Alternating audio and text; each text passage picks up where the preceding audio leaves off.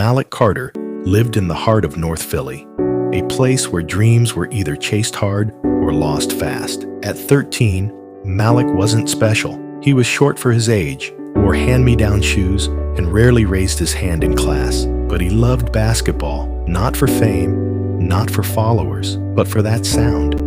The sweet swish when the ball kissed the net. Most afternoons, you'd find him on the cracked court behind Roosevelt Middle School, shooting free throws alone while sirens wailed in the distance. His friends, Jamal and Dre, had given up on hoops, more interested in video games and getting into trouble. But Malik, he stayed, not because he thought he was the best, but because something inside him whispered, if you just lock in, you could be. One rainy Thursday, Coach Rivera, the middle school gym teacher, noticed Malik practicing during lunch. You always out here alone? The coach asked, umbrella in hand. Malik nodded, trying to get better. Coach Rivera grinned. You coming to tryouts next week? Malik froze. He hadn't even considered it. The Roosevelt Raiders were known for tough cuts and tougher players. I might. Coach looked him in the eye. If you do, come ready. Talent's cool, but I care more about who's locked in. That night, Malik looked at his cracked ceiling and thought about what it meant to lock in. He wrote 3 words on a Post-it and stuck it above his bed. Lock in. Daily. From that day forward, everything changed. He woke up at 5 a.m. to run laps around the block. He watched YouTube videos on shooting form. He drank more water, cut back on chips. He even stayed after school to ask Coach Rivera questions about zone defense. His friends laughed. You really think you're going to the league? Malik shrugged. I'm just trying to beat yesterday's me. Tryout day came. 40 kids showed up. Malik was one of the smallest. Others dunked in warm-ups while he just stretched and stayed silent. But when the scrimmage started, something shifted. He hustled on every play, boxed out kids twice his size, called out screens like a leader. Coach Rivera saw it. After the final whistle, he called out the names that made the cut.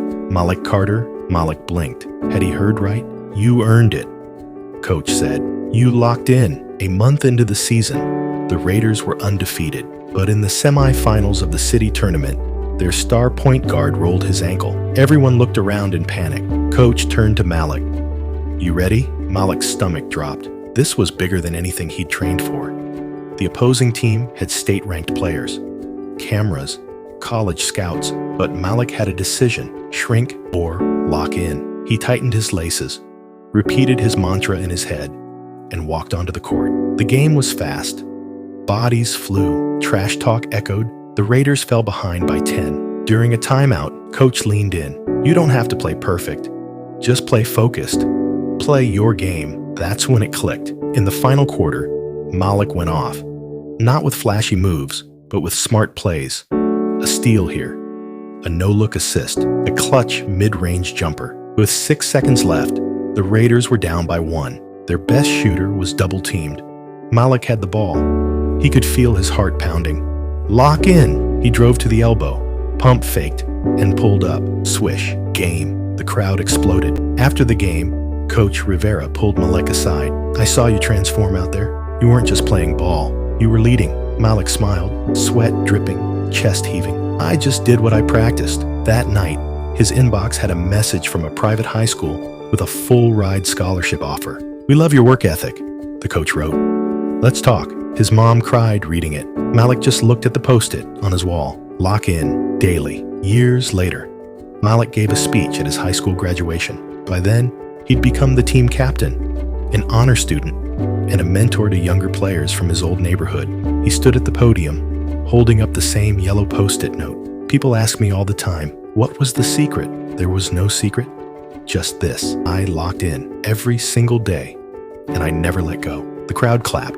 His mom beamed in the front row. Coach Rivera, now retired, wiped a tear from his cheek. And Malik smiled, not because he made it, but because he proved that you don't need to be the biggest, the fastest, or the most gifted. You just need to lock in. Moral. Greatness begins the moment you decide to lock in. Focus beats talent when talent doesn't focus.